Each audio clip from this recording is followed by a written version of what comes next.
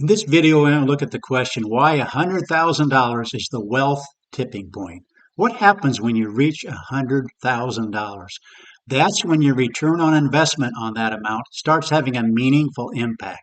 If you're getting a 9% return on this 100,000, that's $9,000 a year, which is $750 a month going into your nest egg that you don't have to do anything for. That's $750 a month. And it makes reaching 200,000 that much easier because you've reached 100,000, it's growing at $750 a month, and you can reach 200,000 in a lot quicker time than it takes you to get to 100,000. But the key to real wealth is reach that 100,000 as early as you can. So we want to run some numbers here in this video. Let's say, for example, there's the 100,000 as your beginning balance, and let's say you're 45 years old. Let's say your expenses are 5,000 a month in today's dollars. Just adding some of these right here just to have an apples to apples comparison. And let's say you're getting $2,500 a month in Social Security at age 67. This spreadsheet can do a whole lot of calculating. We just want to do it for comparison's sake. So here's what would happen. What we do on this channel is use the returns for the S&P 500. We assume similar returns going forward. And so that's what we use for our returns, 100 years worth of data. And if we did that from age 45 to 67, which is 22 years, that 100,000 would grow to 288,000. If we use, that's using the worst case scenario, 1929 numbers. The second worst would be 1928 numbers. You have 323,000.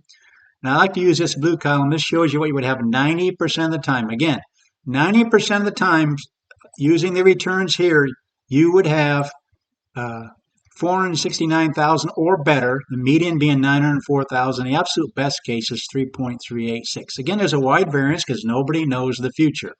But if we took this $5,000 and it went out for 22 years at a 3.2% inflation rate, you'd need almost $10,000 to have the same buying powers as 5,000.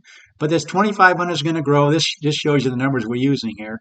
All that to say, this is your future expenses. This is future Social Security. This is what you need from your nest egg when it starts coming out.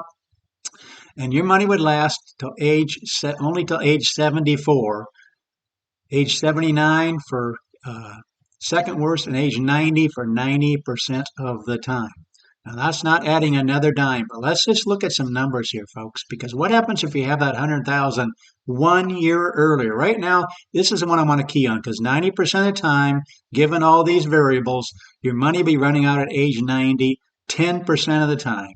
90% of the time, your money will last until at least age 90. Watch what happens if you have that 100,000 1 year earlier. Watch this 90 right here, 44. Now it's lasting until age 97. See the difference that 1 year made? It allowed your money to last 7 more years. What happens if we go to age 43? Now your money lasts. So let's do another thing. That's at age 40. Well, let's keep going. Age 42. Now your money's looking better, even in these worst case scenario, lasts until age 81 and 86. Let's go down to actually age 40, which allows this money to compound for 27 years from age 40 to 67. It's compounding. And then even in the worst case scenario, for the next 27 years, if you have returns like 1929, your money would last till age 84, and the second worst till age 88. In the 90% of the time, your money's going to last. Okay, let's start doing some other numbers. Let's go down. Let's start going retirement a little bit earlier. Instead of 67, you're going to go at 66. See how this might change right here. 66, still your money's lasting. These numbers, for the worst case scenarios, your money's running out a little bit earlier. Why? Because you're retiring a little bit earlier. You have less time for this money to compound. Because say you go out at age 65 when you start taking Medicare, your money's still lasting. How about age 64? Now, age 64, your money's running out at age 90. Again, this is only 10% of the time. 90% of the time, you'd have at least this amount. And when you start withdrawing this kind of money, you'd be out of money at age 90, 10% of the time. These two being the worst case scenarios. Let's go to age 63. Now you're running out of money at age 81. Now, what happens if we have this 100,000 just a little bit earlier? See how this number might be salvaged. Let's say it's 39. Now it's lasting 7 more years. Again, this what we're looking at is how important is to get that first 100,000. How about if you have it at age 38? Now it's lasting until age 94, 90% of the time. How about 37? Now your money's lasting. But let's just kind of jump ahead a little bit. Let's say you actually can get 100,000 by age 35 and you want to retire at age 62. Your money is going to last. Now, the worst case scenario is no, you're going to run out of money at 75 and 78. Let's do a little bit further. Let's say you can get to 100,000 at age 30. Age 30, want to retire at age 62. Your money's lasting. Even in the worst case scenario, your money's lasting until age 79 and 84.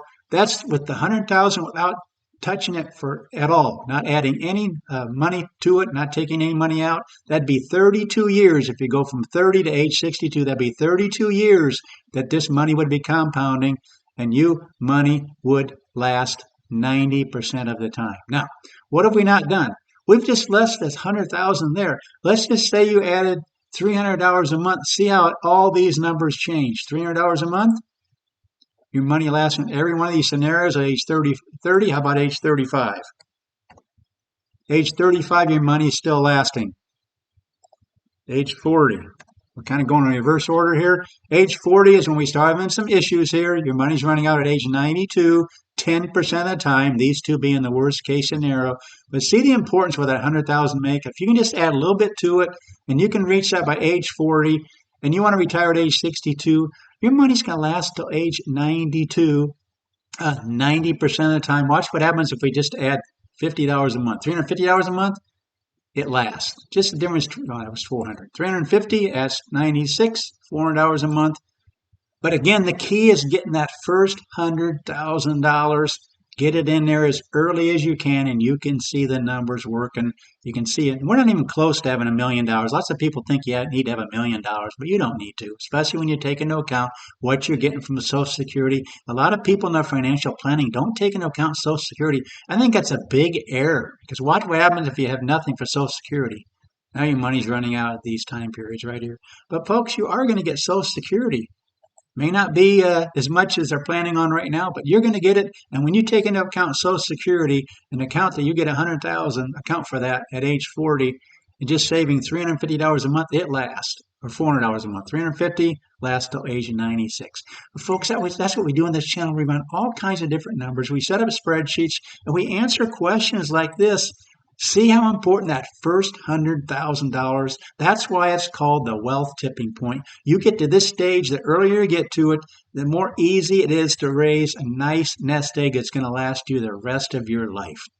Please consider subscribing to this channel. Please let people know about this channel. Let them know there's a channel out there that will run numbers and run all kinds of different scenarios just to show you where you might be at and how you're actually doing heading towards retirement. Please like the video, and thanks so much for watching.